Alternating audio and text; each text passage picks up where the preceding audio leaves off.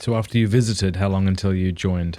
I think my observership period, which is was about 6 weeks. I think it was maybe June or July, and then I entered in December. Okay. So, and then there's trying to tell your coworkers was very interesting. How so I was did that working as a neonatal nurse practitioner at Children's Hospital in Philadelphia, and I had come on a regular sort of 3-day weekend retreat with the sisters. And I left having signed up for that observership of 6 weeks. So I hadn't expected that. The Lord moved my heart. And it was time. And I realized that I would have to quit my job in order to do the discerning part, because I couldn't get 6 weeks of vacation time. Mm-hmm. And that was very scary. That was a real big leap of faith. And I thought, well, I'll put off telling anyone for a really long time, like till the last second. And as soon as I got home from that, I had an email from my manager that said, put in your schedules for these months. And I'm like, I can't lie to these people. I can't say I'm going to be there and not be there. And so I emailed her back and I said, can I talk to you after rounds tomorrow? And she replied, sure, as long as it's not to say that you're leaving. And I didn't respond, but I thought I got away with it because it was really late at night. Yeah. And the next morning at rounds, she whispers to me, you didn't respond. Should I be nervous? And I was like, it's not what you think. I promise you, it's not what you think. And so I had to sit down and tell her. And I just said, I'm not ready to talk to people about this yet, because I'm not leaving to be a nun. I'm leaving to go pray about being a nun. Mm-hmm. And that's really fragile, like inside of me. And I'm not ready to talk about that. And she was like, no, don't worry. It's totally confidential. And then she had to tell her manager. The manager announced it at the faculty meeting. Oh. And so not so confidential? Everyone knew. Okay. Like for 4 months, everybody knew. And so I had a lot of beautiful conversations with my coworkers that I would never have had of my own choosing. Like God just had to open that door for me. Yeah. So what kind of conversations did you have with folks? Because I presume you had close friends who knew your heart and what you were discerning. Yes, I Your definitely family did, but yes, my very long-suffering friends knew about my discernment for all of that time. And actually, the year I entered the monastery, I went to sushi with one of my friends, and she goes, "This is the year of the vocation. I feel it." And I'm like, "You're wrong. It's not. I feel no different." And but she was right. Okay. It was the year of the vocation. But yeah, with my coworkers, I didn't talk about my faith and I didn't talk about my discernment. I was very quiet and sort of just did my job very diligently.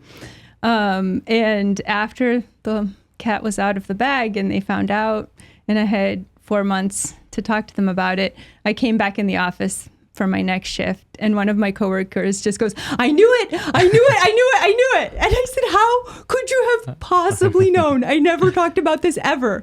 And she said, "Because during Lent, we give up cookies, maybe. You gave up TV. That's when I knew. Nobody gives up TV." So she somehow knew. This is like when old women at daily mass think you must be a priest, because why else would you possibly be at daily mass as a young man? Or a seminarian. The bar is quite low for people. Mm-hmm. Yeah. But I did have very beautiful conversations. I remember even one of them was my last conversation leaving the building. I just turned in my badge and I'm walking out the back stairwell, and I know I can't get back in. Like it's done.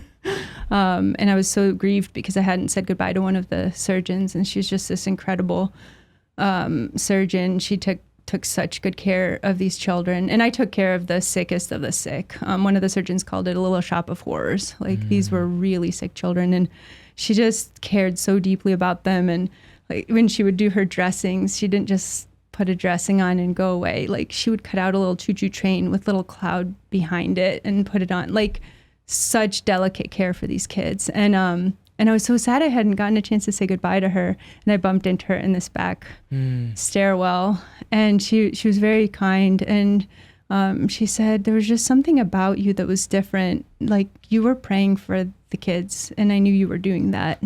And it mattered, like it made a difference." And I was working in an incredibly secular environment. We didn't talk about prayer ever, but she somehow knew that. And so that was really beautiful. And there were just different coworkers.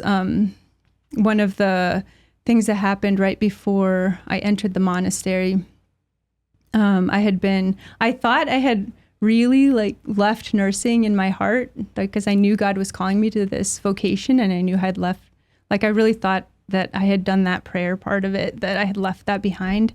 And right before I entered, I had been on a pilgrimage to France with a friend of mine, and we were either staying with my uncle, and so everything was in Ukrainian, or everything was in French. So there was very little understanding of anything happening at liturgy, especially for my friend. And so before we left, I knew we were going to have liturgy the next morning in Ukrainian. So I just flipped through to find the readings so that at least she could follow along for the readings. And I was flipping through, I was going to put my bookmark in, go to bed. And I was just sort of drawn into it. And it was Jesus with Peter in the boat after the miraculous catch of fish. And Peter says, "Depart from me, for I'm a sinful man." Mm-hmm. And I heard in my heart in that moment, "Do not be afraid. From now on, it's souls you'll be nursing." Because Jesus says to Peter, "From now on, it's people you'll be catching."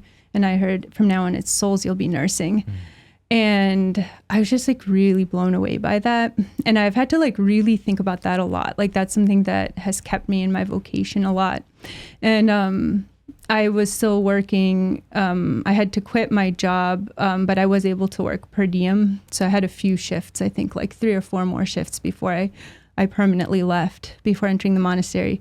And I would share that sometimes with the nurses. And like, I wasn't having deep, profound conversations with these people before. And they were so curious about what it was that I was doing. It opened the door to these types of conversations. And I would share that with them and they would cry. And it was just like so beautiful, because that's something that a nurse can just relate to so intimately. And so yeah, God had his own plan. I was like, "Don't tell anyone." And he was like, "Let's just tell the world." And now you're going to talk about me and you've never done that before. Wow. Now go.